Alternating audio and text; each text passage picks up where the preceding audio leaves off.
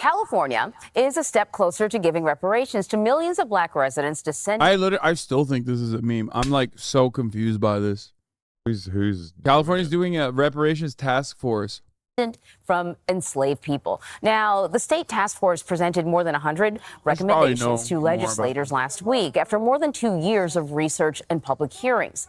They include payments that could exceed $1 million in some cases. The task force is also calling for free college tuition for those eligible for reparations and funding for wellness centers in majority black neighborhoods. Elise Preston spoke to some of those people whose lives could be affected if the reparations become reality. A descendant of racial trauma. Were their parents enslaved? No, their grandparents. Their grandparents were enslaved. Gloria Pirro-Dyer carries the DNA of ancestors who painfully worked on plantations in Georgia and Louisiana. In the late 1800s, someone in our family was lynched. So the family retaliated.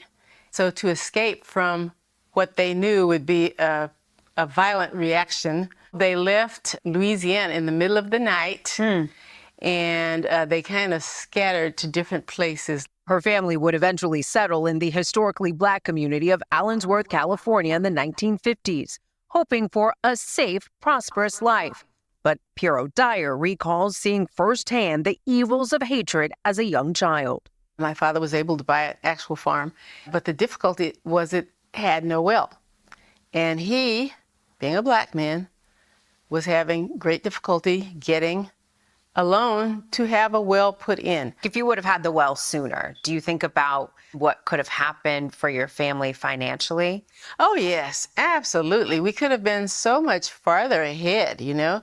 There were so many things we could have done had we had water. For generations, black Californians have battled systemic oppression. During California's gold rush, thousands of enslaved black Americans were trafficked from southern states to labor in California's mines and face persecution, even though the state's constitution outlawed slavery. Looking at the downside. The black HasanAbis are so funny. They're like, "Oh, we're moving to California. Yeah, have fun with the rent, dog.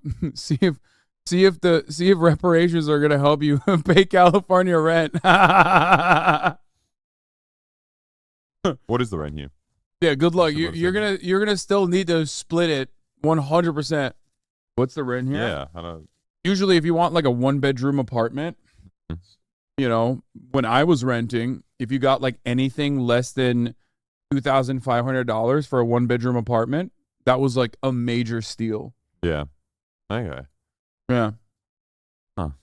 And I feel, and that was like many years ago at this point, so I feel like it's probably gone up a lot. I paid $2,900 for a 1-bedroom apartment in San fucking Diego. Jesus Christ. Australia's fucked too, but like not.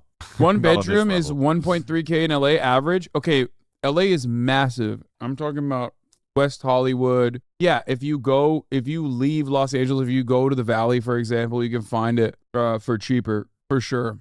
And then you have other places like Irvine. I saw some chatter talking about it where it's like $4 grand because it's like a gated community with fiber optic cables and everything like laid out. Irvine is like very straight. It's super fucking far from Los Angeles. And yet the housing is insanely expensive. Fresno area is still around $1,600 for 2-bedroom. Yeah, but that's Fresno. Yeah, you might as well be telling me about you might as well be telling me about rent in Nevada. You know what I mean? Like, we had lynchings in here in California, which a lot of people don't understand. California Assemblymember Reginald Jones Sawyer served on the state's reparations task. Living in Irvine be like, Oh my God. I mean, this is very Irvine, actually. Bomb-ass Asian food, though. That's why I said fiber optic cables. Force and will now use its findings to propose a reparations bill to fellow They state got good-ass lawmakers. internet. Not being able to own your own businesses. And incredible Asian not being food. able to have access to capital. Not being able to be hired and move up and matriculate. All of those things All tech people. kept us from being able to rise naturally.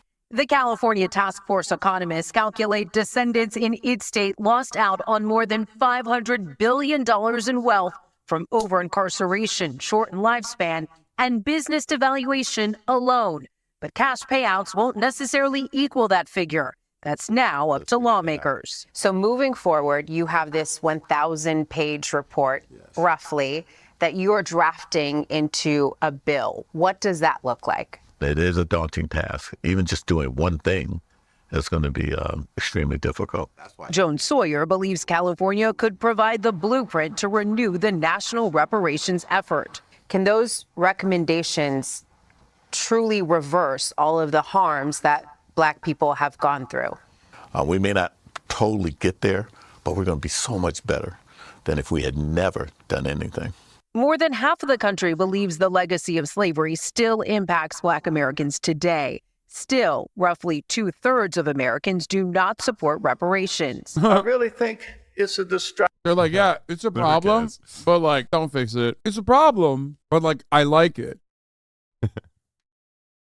It's such a funny, dude. I love polls, man. I love people getting polled in the United States of America. It's just always like, it's always some shit like this, because the average American politics understander is just like a sea of contradictions. This is a perfect demonstration. Bob Woodson is among the 17% of Black Americans not in favor of reparations. So what would you say is the legacy of slavery? It is a part of our past. It was brutal.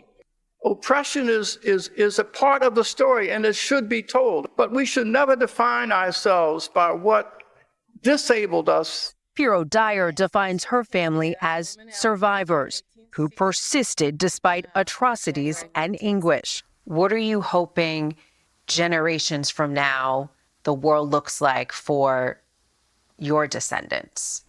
I hope that racism will be eliminated. Racism is taught, and if it has been taught and learned, it can be unlearned.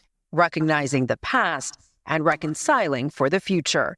For CBS Mornings, Elise Preston, Los Angeles.